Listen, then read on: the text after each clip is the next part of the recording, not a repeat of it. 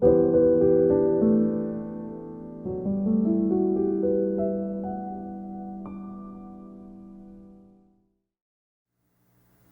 後の講師はシドニア・ファガラサン先生です。ファガラサン先生は2000年に京都大学で博士課程を修了後、医学部医科学教室で博士研究員として研究されました。2002年から理化学研究所にて免疫アレルギー科学総合研究センター、現生命科医科学研究センター、粘膜免疫研究チームリーダーに就任され、2020年から京都大学大学院医学研究科附属がん免疫総合研究センター、工事投与システム間制御部門で特定教授も務めていらっしゃいます。文部科学大臣表彰、若手科学者賞など複数の賞も受賞されています。本日は抗炎症性マクロファージ誘導と高腫瘍反応制限に関連する B 細胞由来代謝産物と題して、免疫について腸内細菌との関係性からお話しいただきます。ファガラサン先生は英語でのご講演となりますので、日本語同時通訳音声をお送りいたします。それではファガラサン先生、よろしくお願いいたします。Thank you very much. Good afternoon to everybody. I apologize. I cannot speak in Japanese, and I'm not exactly sure what the title was, but I will try to give you a general talk. Thank you very much for inviting me to this symposium. So we are studying for many years. We are interested in interaction between the immune cells and the microbes, and we try to understand this interaction in the context of the system. And one of the major systems we were interested in was the gastrointestinal tract.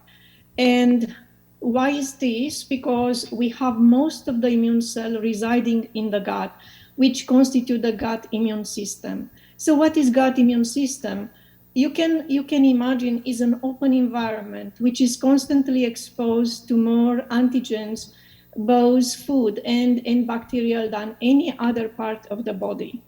In fact, the gut is harboring an extremely diverse microbial communities, which we are generally call as microbiota. Maybe you may know this as a flora, intestinal flora.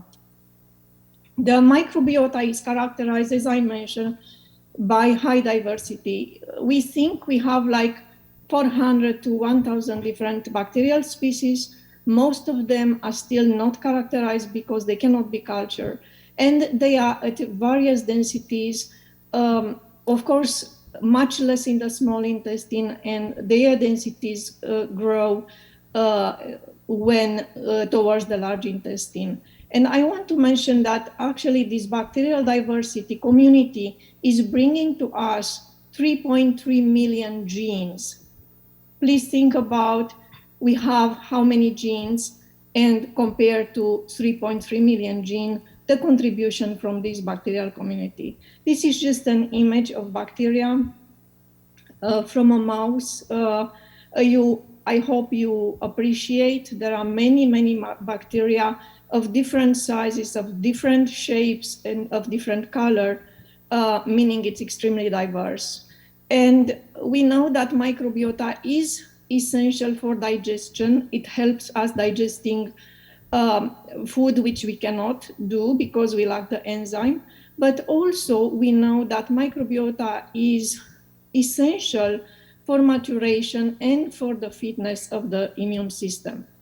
And so when this very the gut immune system started to develop, we think that it started to develop when the big fish started to eat the small bony fish and got some injuries from the bones, and this forced some lymphocytes to migrate into the gut and to organize there and help some defense. So we think that it evolved actually over the 400 million years. And this is an intestinal a picture from a fish. So some of the immune cell landing in the gut of the fish are B cell, and some of the B cells are differentiated into IgA or IgA plus muscle. IgA plus muscle, in fact, is IgT from teleost. It's equivalent of IgA in the fish. So IgM and IgT in teleost. So in fact, the same picture we see in the mouse and also in human, where now in what we call lamina propria of the intestine, the intestinal villi, we see many IgA plasma cells. So these IgAs produce an incredible amount of immunoglobulins, antibodies. In human, it's like 3 or 4 grams per day. So these IgA plasma cells are producing immunoglobulins, which are transported across these epithelial cells and secreted into the lumen, where we see that it binds to bacteria. So this is just an image. I hope you appreciate it. In green is IgA coating the DNA of a very long segmented bacteria. And this is another image from the mouse intestine, where the IgA is really magnified. So you appreciate there is plenty of green IgA, which is secreted. It's stuck in the mucus layer in the intestine. And we see also a lot of bacteria covered with IgA. So we ask, what is the role of IgA in the intestine, and why do we consume so much energy to produce 3 or 4 grams a day to eliminate actually in the feces? So the textbook role of IgA in the gut is elimination, means protection. So what we learn from the textbook is that IgA inhibits microbial adherence to the epithelium. So it's also having the capacity to neutralize viruses and toxins, and also neutralizing some catalytic activities of bacterial enzyme. However, we thought that IgA may have a different function, and even in non-infectious situation, like in normal, which we call homeostatic state. So how we did that, we see that in mice which lack IgA, which is the mice generated in Honjo lab, which is AID deficient animals, what we observed when we look in the gut was that there was a huge expansion of bacteria, which I mentioned from the beginning, that they are anaerobic bacteria. So they are very easily killed by oxygen. So, and this we see an abnormal expansion of anaerobic bacteria, particularly in the small intestine, not down in the large intestine or colon. And sure enough, nowadays we call this small intestinal bacterial overgrowth, or SIBO. You may have heard about this because recently is associated with autoimmune diseases, with chronic fatigue syndrome, with fibromyalgia, with Parkinson's disease, and perhaps even many more diseases which we don't know. And such abnormal expansion of bacteria in a wrong place, namely in the small intestine, I want to share with you, inducing activation of the immune system. So in the gut, in normal condition, we see these kind of patches, which we call actually patches, Peyer's patches, which are organized places where B cell and T cell interact and the IgA are mostly generated. But in the absence of IgA in these AID deficient mice, we see expansion, huge, these patches, and we see also this tumor-like structure all along the small intestine. And I want to mention that this expansion of bacteria, anaerobic bacteria in the gut, is not activating only the gut immune system, but the whole body immune system. We see huge lymph node, and this is just a spleen. I want to show you how big is a spleen, and with many, many activated B cells there. So the conclusion we draw many years ago was that IgA is not only to prevent, infections and to eliminate the pathogenic bacteria in the gut, but actually it's critical to maintain healthy bacteria in the gut in the right place, and it's critical for gut and systemic homeostasis. And I want to tell you that this is happening not only in mice, but also in man.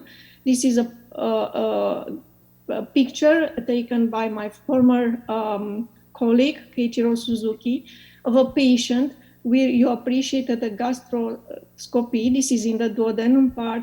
You see huge tumor-like structure in this part of the intestine. And this is called nodular lymphoid hyperplasia in the human small intestine, and is usually observed in patients which have some kind of immunodeficiency and is thought to be the reflection of bacterial antigen stimulation in the gut lumen.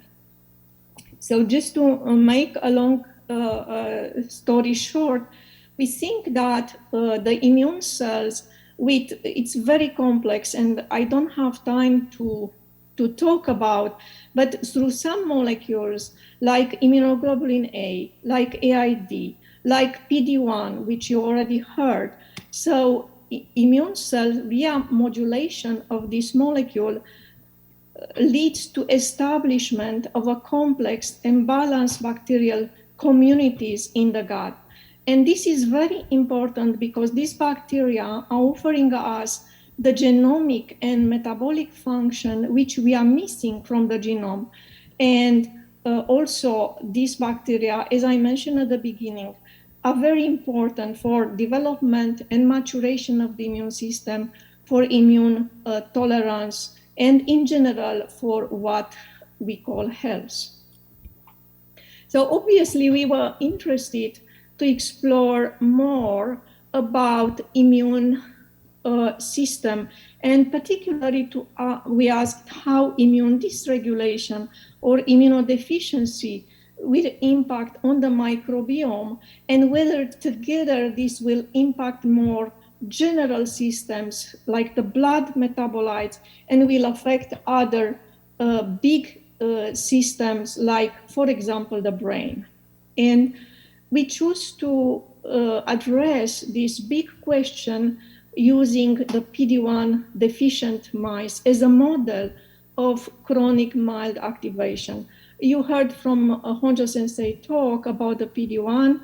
Needless to say, it's a very, very important immunoinhibitory receptor, which is expressed on T cell upon activation, and upon engagement with its ligand is sending a negative signal to the T cells, so the T cells are not producing excessive goodies like cytokines or killer molecules. Obviously, the PD-1 expression is very critical because the lack of PD-1 expression would mean the immune system is overactivated, which can lead to chronic inflammation or sometimes autoimmunities. On the other hand, when PD-1 is too much expressed, means too much of a break of the immune system, which is bad, as you can imagine, when one needs to fight cancer or chronic infections.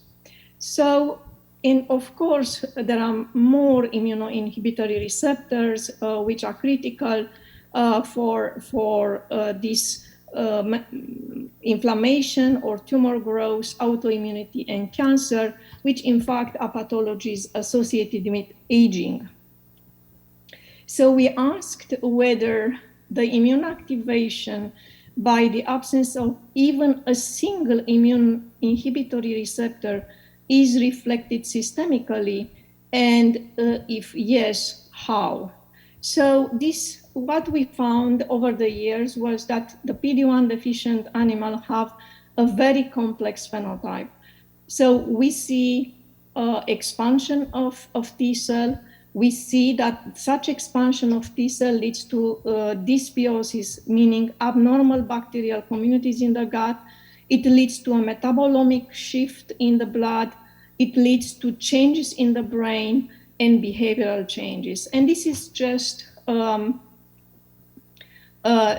start to show you the expansion of T cell in PD-1. So this is the lymph node, and I'm just showing you a picture to appreciate how big and how many T cells here in red are in the absence of PD-1. And these are the mice in which we did not immunize, we did not vaccinate, we did not do anything. So these are just the normal mice, and you see such expansion of T cell. And these T cells are producing inflammatory cytokines like interferon gamma or TNF alpha.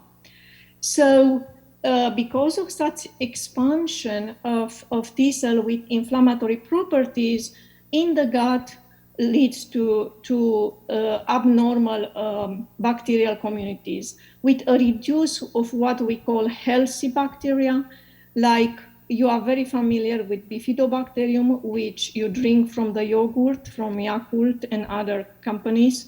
And for example, the bifidobacteria was completely absent in the small intestine of the PD-1 knockout mice. On the other hand, other bacteria which can produce inflammation and are potentially pathogenic were very much expanded. And such abnormal bacterial communities in the gut of PD-1 leads pretty much, like I mentioned before, with activation of the whole body immune system. And we see these activated B cells together with T cell in many tissues and in lymph node.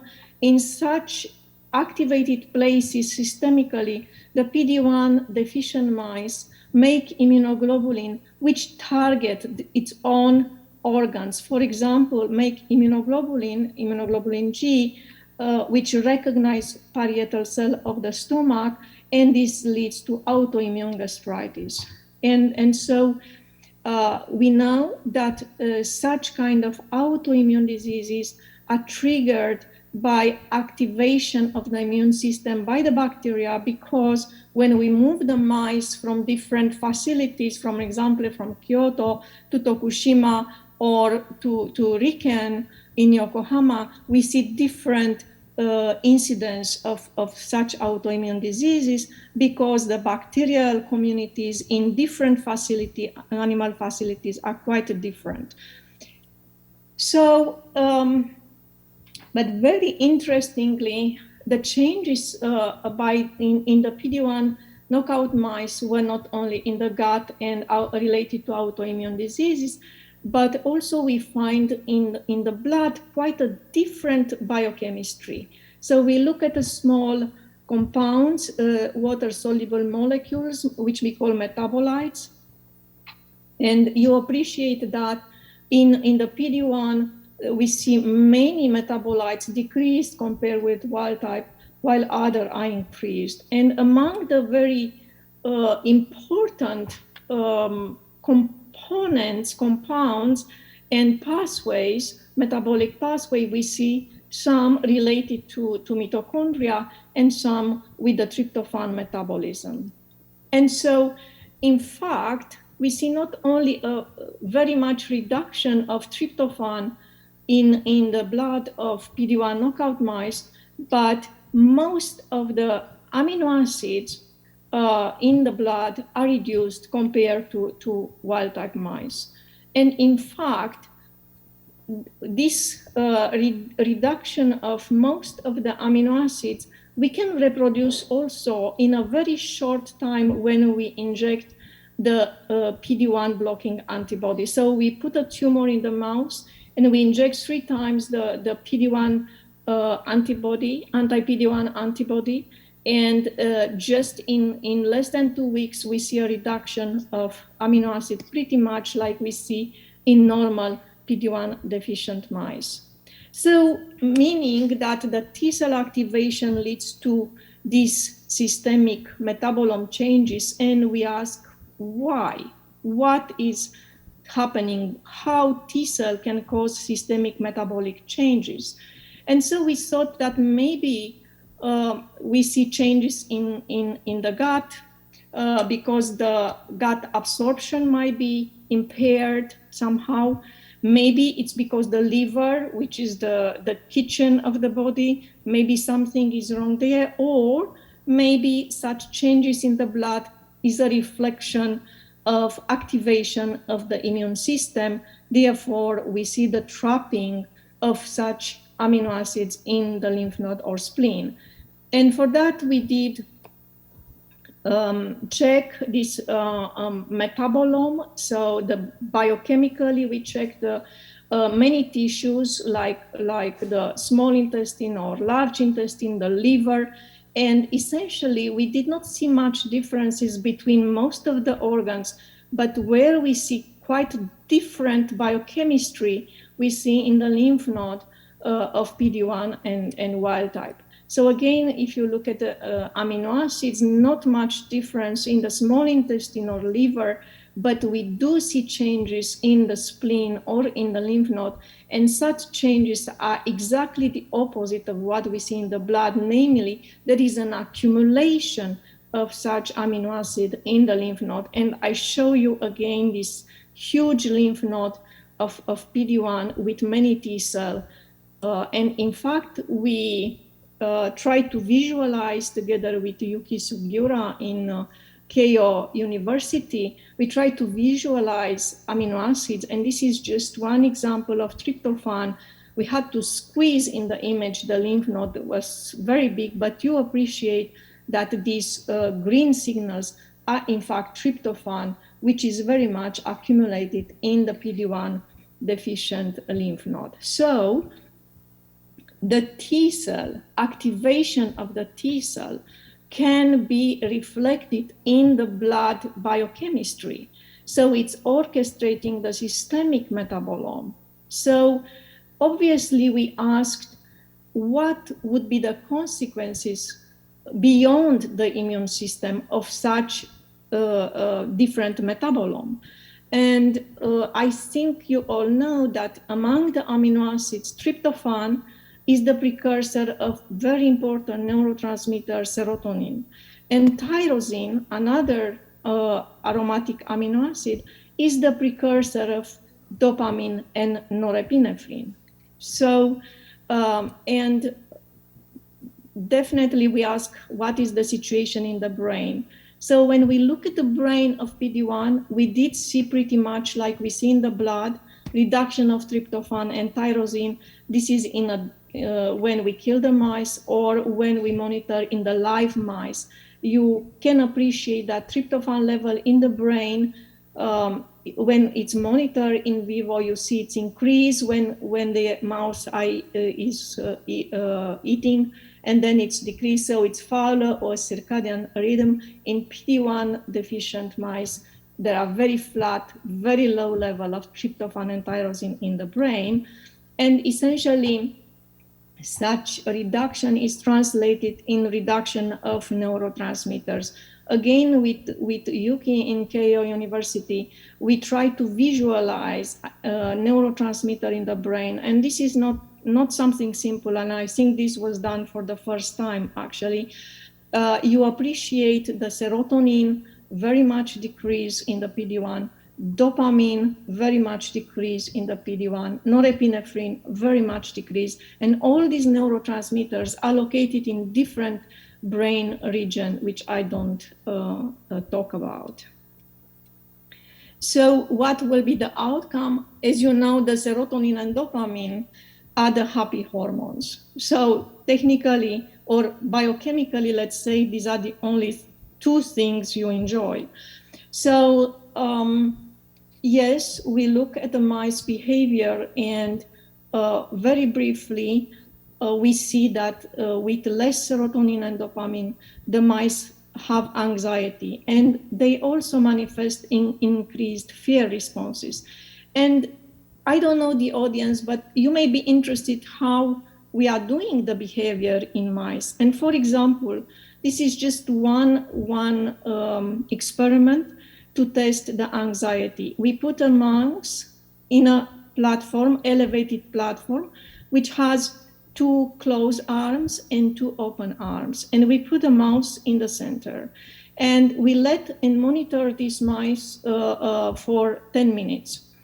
Obviously, the rodents prefer dark and closed spaces. So a mouse will move originally between these closed arms, and seeing no danger and nothing happen, then they venture into the open arm of this platform. So this is a typical trace experiment with the wild type animal. And what happened to PD-1 is the following. We put the mice, they travel mostly between the closed arms, but seldom, very seldom, they venture into the open arm, meaning they are anxious to go into the open spaces. And this is clearly a sign of increased anxiety. So obviously you may ask, okay, if the tryptophan is reduced in the blood and in the brain because it's accumulating in the lymph node, what happens if you put in the diet more tryptophan? Do they recover? And actually this is what we did. We supplemented the tryptophan in the diet for 1 month, and then we tested the mice for everything, for biochemistry in the blood, for behavior, and for the brain metabolites. And this is what we see, that 1 month is enough to increase the tryptophan level to the normal, and perhaps even a little bit more elevated than normal. And then when we perform such kind of behavioral changes, we see that tryptophan diet now rescue the anxiety in these PD-1 deficient mice. You appreciate that now they are going into the open space much more than without tryptophan supplementation. And we confirm, in fact, that the tryptophan in the brain was increased, and also the serotonin level in the brain in the right places was rescued. So to summarize, what even the absence of a single molecule on the immune system means expansion of T cell, which is trapping the amino acids into the lymph node, which means a reduction of such amino acids like tryptophan and tyrosine in the blood, which leads to a reduction of important neurotransmitters in the brain like serotonin and dopamine. And such changes leads to behavioral changes like anxiety and fear responses, and perhaps some depressive traits in the PD-1 deficient mice. So what we learned was that the immune system activation has actually a very powerful impact on the blood and the brain metabolome. And I want to come back to these lymph nodes of the PD-1 with this huge T cell expansion, and just to show you how different the metabolites, these small water-soluble molecules are. In this time, there are many more metabolites accumulated in the PD-1 compared to the wild type. And so this reconfiguration, if you want, biochemical reconfiguration of the immune tissue, beg the question, whether such metabolites which are produced during the immune activation could be secreted outside the cells, and whether perhaps the immune cell communicate with each other and influence their function through such metabolites. What I'm saying here is that we are now expanding from these receptors like PD-1 on the surface, or cytokines. You heard about cytokines receptor. Perhaps there are metabolites which serve as a new communication language between the immune cell. And this was our question. And so how we addressed this question, we did immunization. You can imagine the vaccination, which all of us had. So we immunized a mouse in a food pot with some antigens. And 7 days later, we took the draining lymph node from the same side and the opposite side, which is it's contralateral or resting lymph node. And you appreciate the size. So this is basically what I think is happening also after our immunization, first or second. The lymph node becomes so big and with so many cells, and in the blue here are the B cells, and in the red are T cell. And so we took this draining and non-draining lymph node and we analyze biochemically, and we see that they have a totally different profile. We see a huge metabolic shift between these draining lymph nodes, and this is what we see: a lot of accumulation of molecules in the activated lymph node compared to non-activated lymph node. And of course, there are many pathways which were interesting, and one was glutamate metabolism. And among these glutamate, we see very surprisingly a neurotransmitter, which is GABA. And this was very surprising to find a neurotransmitter as one of the top metabolites change by such immune activation or vaccination, if you want to, like that. So what do we know about GABA? I think all of you know that this is a neurotransmitter.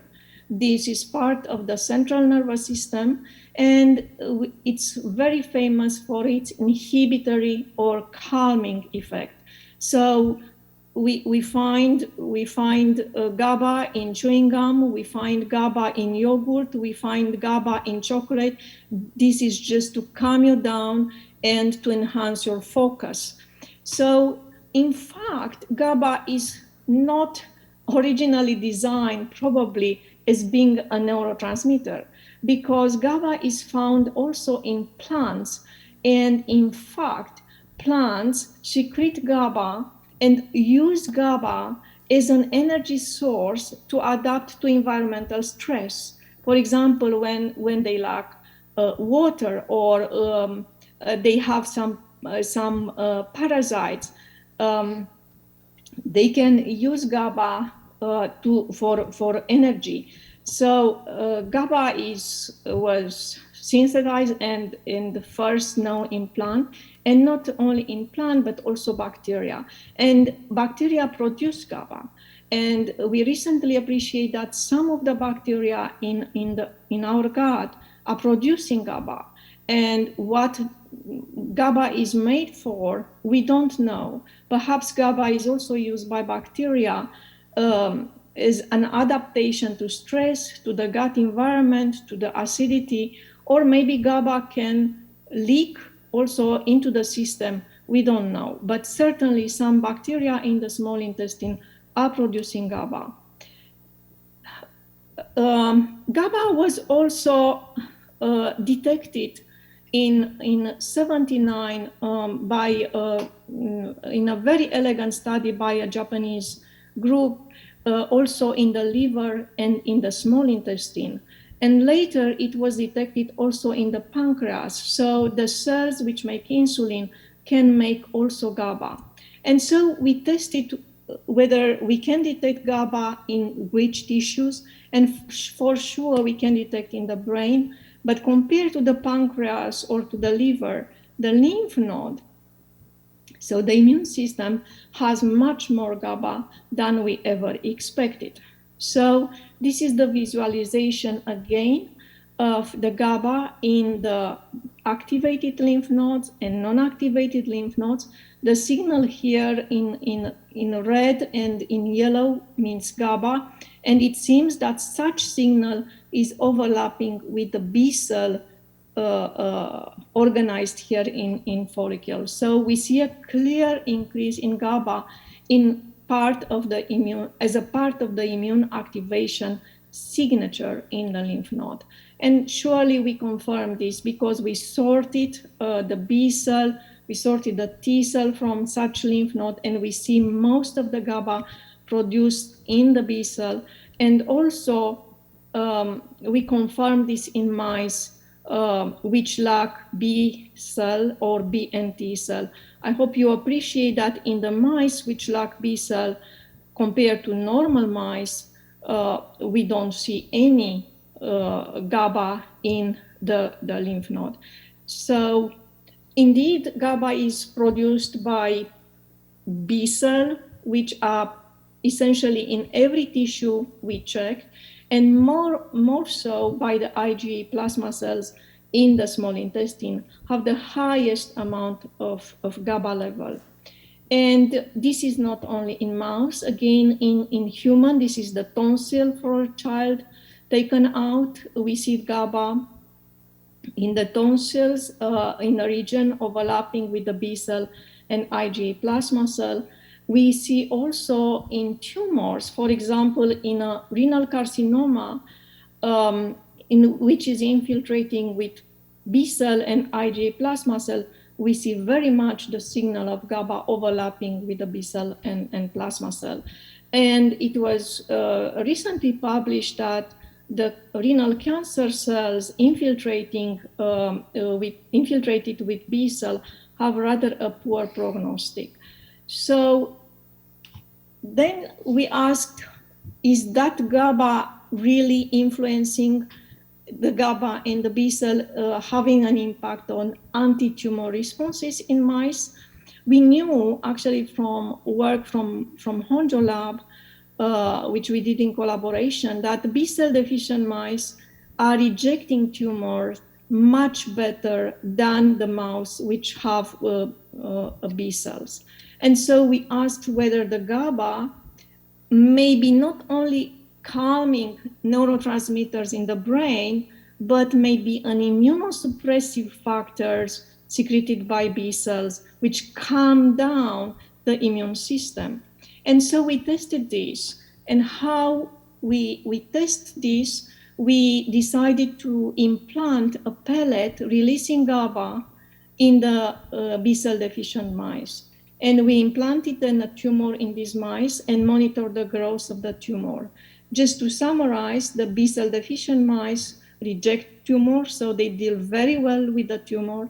However, the B cell deficient mice, which receive now the GABA pellet implanted subcutaneous, they started to grow the tumor, meaning GABA partially inhibits anti-tumor responses in B cell deficient mice. And this is just to show you the picture of a huge tumor developed in the wild type, very small in the absence of B cell, and then much more tumor growth when the B cell deficient mice were injected with GABA, received GABA pellet.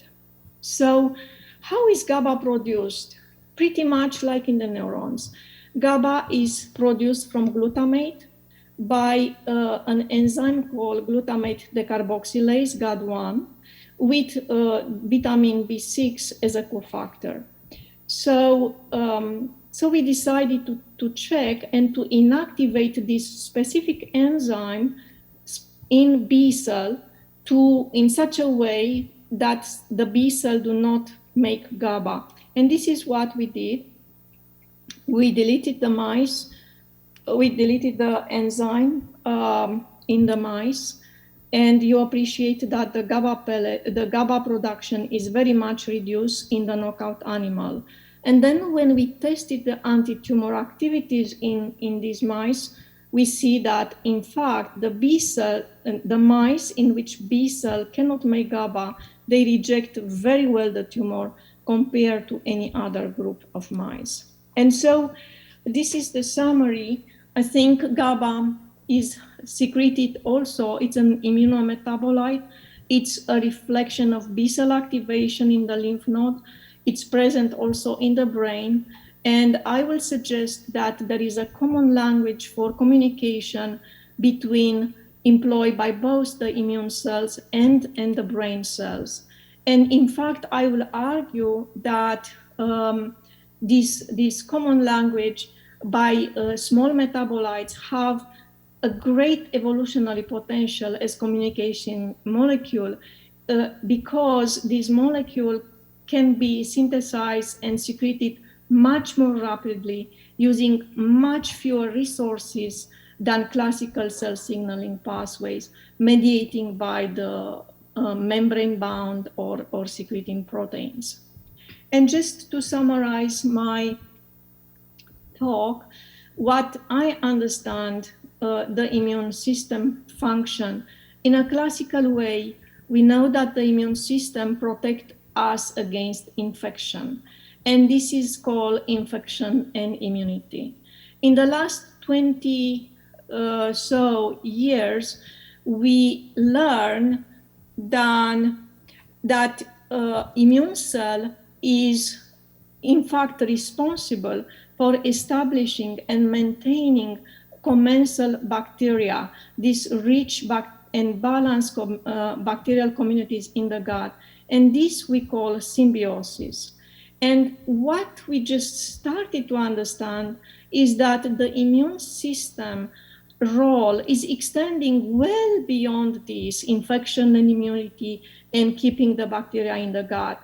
And in fact, every tilting of the immune system, activating or inhibiting, has an impact on many other physiological systems of the body, for example, of the brain. And this is what we call system immunology. And we just begin to explore this interaction of the immune cell with other major physiological systems of the body. And I think there is a huge unknown and very, very exciting path to follow in the next 20 years. This is just to acknowledge my lab. Of course, many people over the years, but the later part was done mostly by Hao Zhang, Michio Miyajima, and Alexis Vogelzang. And I'm blessed to have collaboration with Kyoto University for the 20 years with Professor Honjo Lab, Professor Matsuda. Also a very excellent collaboration with Keio University with this brilliant young biochemist Yuki Sugiura, and thank you very much. I will stop sharing.